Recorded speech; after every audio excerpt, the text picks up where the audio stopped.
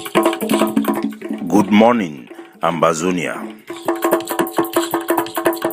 Today, na number 30 day for the month of September 2021. My name na Capo Daniel, Sense Pass King, the Deputy Defense Chief of the Ambazonia Governing Council.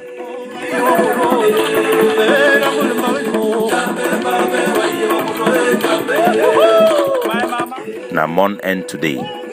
One more day to Independence Day, 1st of October.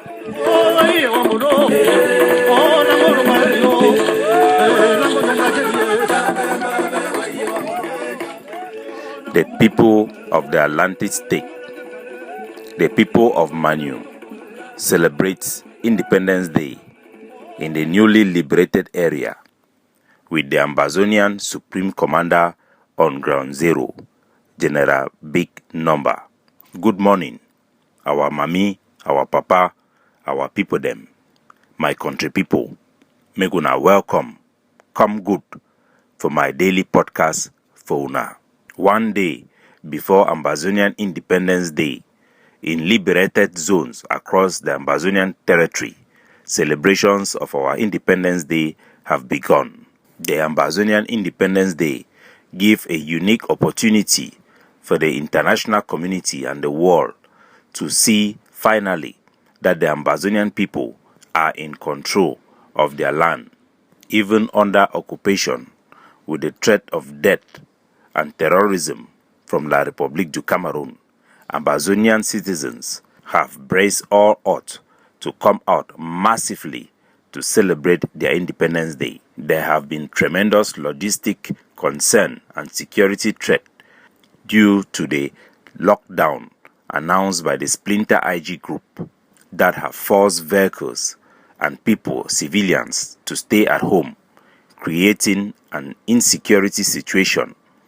La République du Cameroon have doubled down and declared state of emergency, semi-state of emergency, in many areas of Ambazonia to enforce the same.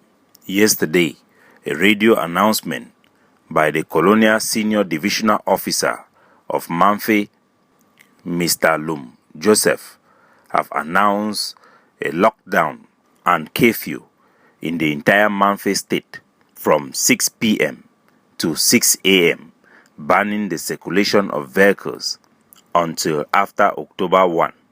Is this not the same tactics being used by Chris Ano and Sako, who have declared a lockdown in Ambazonia? Nevertheless, our people are celebrating their Independence Day, and we are encouraging Ambazonians all over the national territory in our 13 states to come out massively and celebrate their Independence Day. It is very crucial for our people to celebrate this day. The celebration is a statement that tells and informs the international community that Southern Cameroon nationalism is well and alive, and the people will never compromise on their nationalism and quest for their aspiration for an independent homeland. This particular Independence Day this year is a very special one, as it is the 60th anniversary of Southern Cameroon independence. On this day, 1st of October 1961, the United Nations General Assembly, after discussion and numerous agreements in the plenary sessions of the United Nations General Assembly, the United Nations General Assembly passed Resolution 1608 that granted independence for the British Southern Cameroon from the United Kingdom rule under the Trusteeship Agreement. On the 1st of October 1961, the British Southern Cameroon, now christened as Ambazonia, gained her independence from the United Kingdom. According to that same United Nations Resolution 1608, paragraph 5, Southern Cameroon was supposed to unite with La République du Cameroon to form a new country called the Federal United Cameroon Republic, which is supposed to be a democratic state. The Resolution 1608, paragraph 5, reads as follows. Paragraph 4b reads, with respect to the Southern Cameroon, on 1st of October, upon its joining the Republic of Cameroon, paragraph 5, invites the administering authority, the government of the Southern Cameroons, and the Republic of Cameroon to initiate urgent discussion with a view of finalizing before 1st of October 1961 the arrangement by which the agreed and declared policy of the parties concerned will be implemented. That means say Southern Cameroon, they be need for meet up the government for Southern Cameroon be need for meet up the government for La République du Cameroon for finalize the implementation of which way it be agreed in the United Nations plenary sessions. I will give the content of the plenary session for the United Nations. It was agreed that a country will be formed, a new country, which will be democratic in nature, and the new country's name was declared and agreed and was inserted in the plenary documents. The record is found on the 994 plenary session of the United Nations General Assembly, page 458. It states categorically that the new country that was supposed to be formed will be called the Federal United Cameroon Republic. So the arrangement between the two administrations, the two governments of the Southern Cameroon and La République du Cameroon was supposed to be focused on discussion on how to implement already agreed form of the state that was supposed to be formed. Those decisions have already been made in the United Nations General Assembly plenary session. But we now know that United Nations Resolution 1608 was never implemented, and contrary to the agreement and the text of the United Nations resolution, after the discussion between the administration of Southern Cameroon and La République du Cameroon, the Cameroon state imposed its own constitution upon the Southern Cameroon. The constitution that was imposed by the Cameroon state through Amadou Ahidjo was already passed and debated in the Parliament of French Cameroon.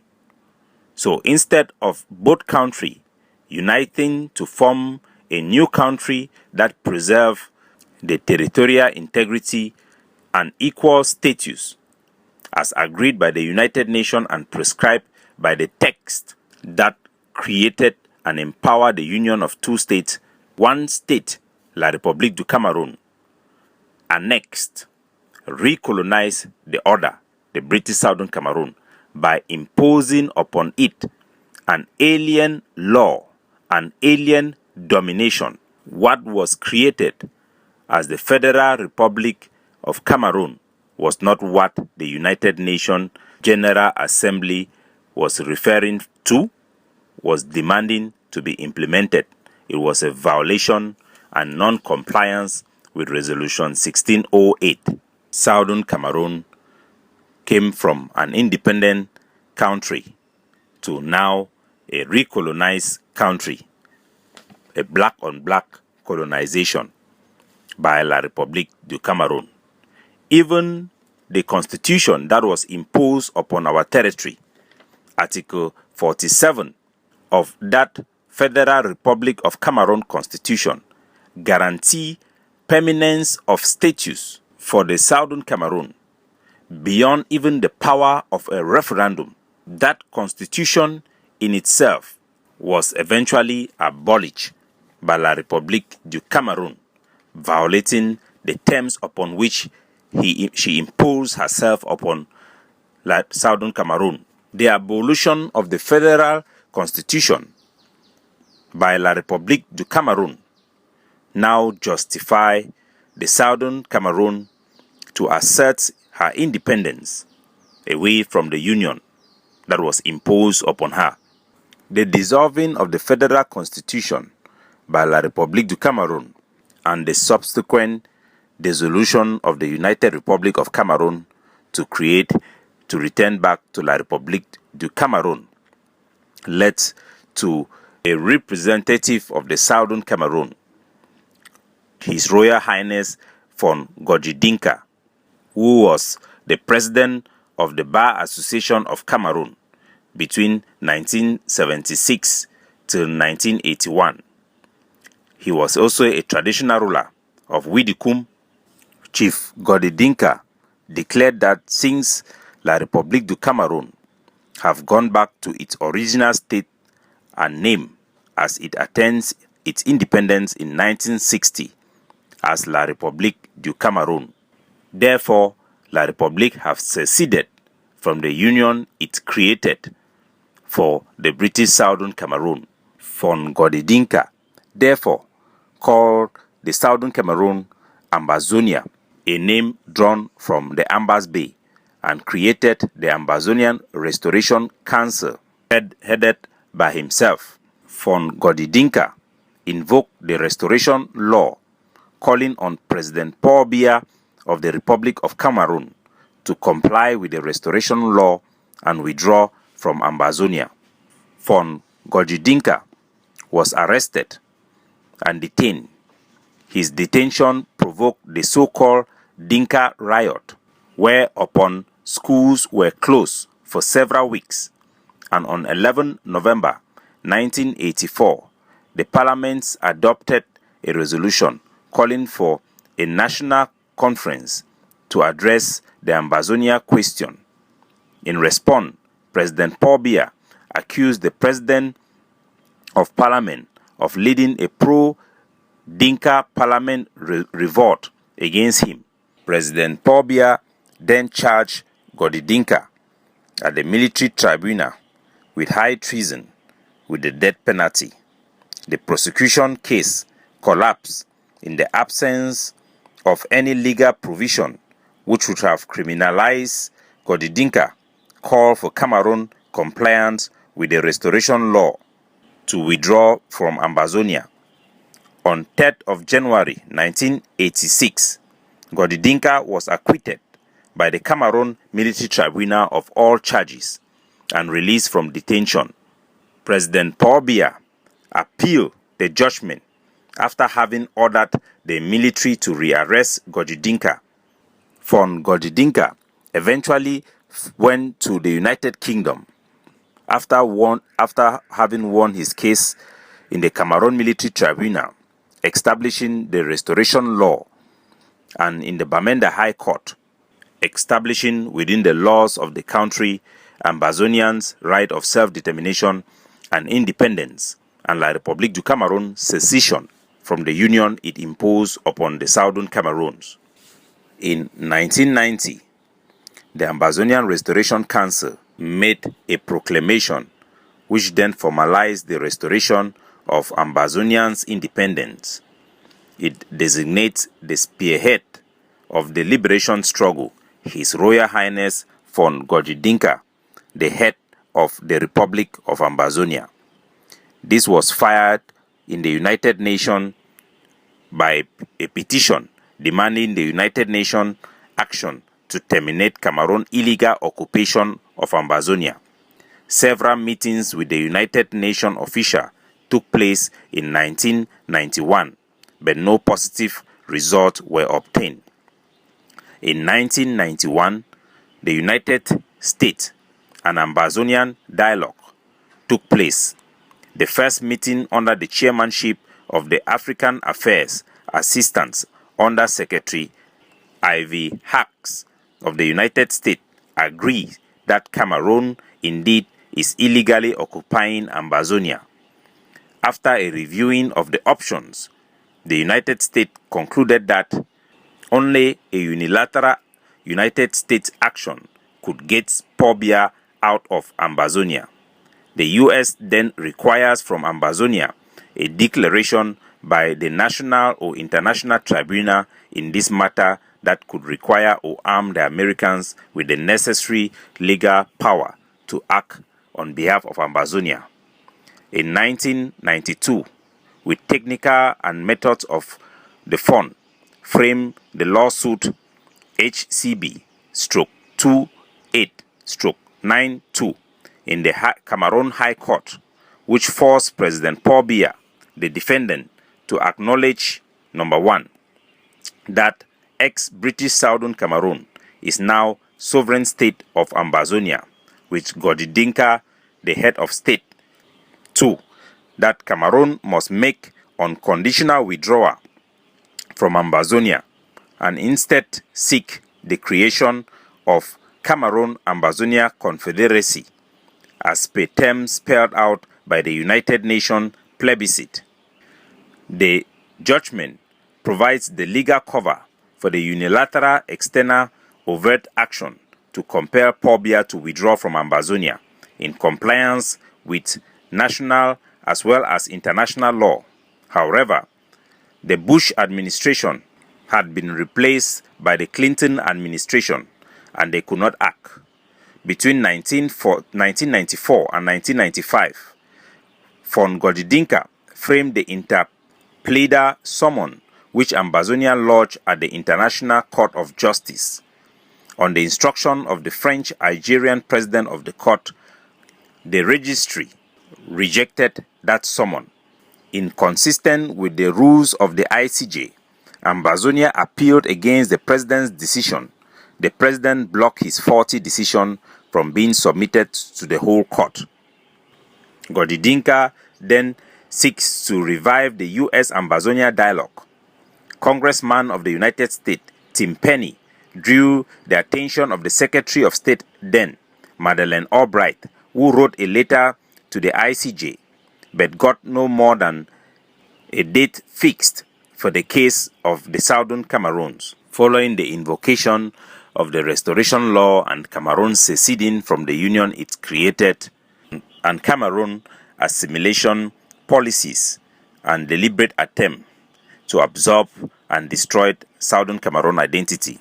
The people of the British Southern Cameroon convened the Bamenda I and Boya I All Anglophone All Southern Cameroons Conference, and the Southern Cameroon National Council (SCNC) was created that gave an ultimatum to the Cameroon state to comply with the plebiscite decision of the United Nations within a reasonable period of time, or Southern Cameroon will declare her independence. Subsequently, armed activists of the SCNC took over Boya radio station on the night of the 30th to 31st December 1991 and forced the radio staff to play a tape proclaiming the independence of the Southern Cameroons. It was read by Justice Ebong Frederick Adebole, chairman of the High Command Council of the SCNC.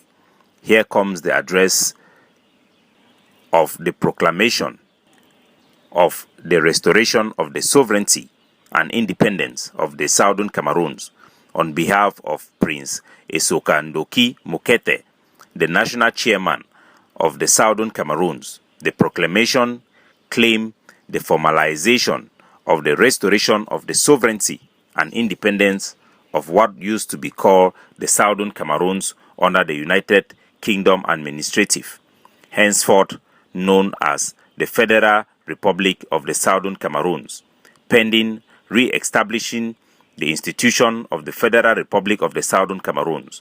The chairman and the executive council of the SCNC shall coordinate the day-to-day internal administrative work of the state. Judge Ebong was arrested, and Chief Ayamba and James Sobong were all detained. Subsequently, the SCACUF, led by Chairman Seseko Ayok Tabi, in 2017, reaffirmed the proclamation of Ambazonian independence, and the Ambazonian Defense Forces, led by Dr. Cho Ayaba, invoked the right of self-defense for Ambazonian to defend and protect the independence that was reaffirmed by Siseko Ayok Tabi. We are now in the 4th year fighting to effectuate the restoration of Southern Cameroon's sovereignty and its independence that was proclaimed by Justice Frederick Adobwele and reaffirmed by Siseko Ayok Tabi, so that our people can have a space to establish the political outlook of their state. The countdown continues to 1st of October, the Independence Day of the British Southern Cameroon from the United Kingdom administrative rule under the trusteeship agreement.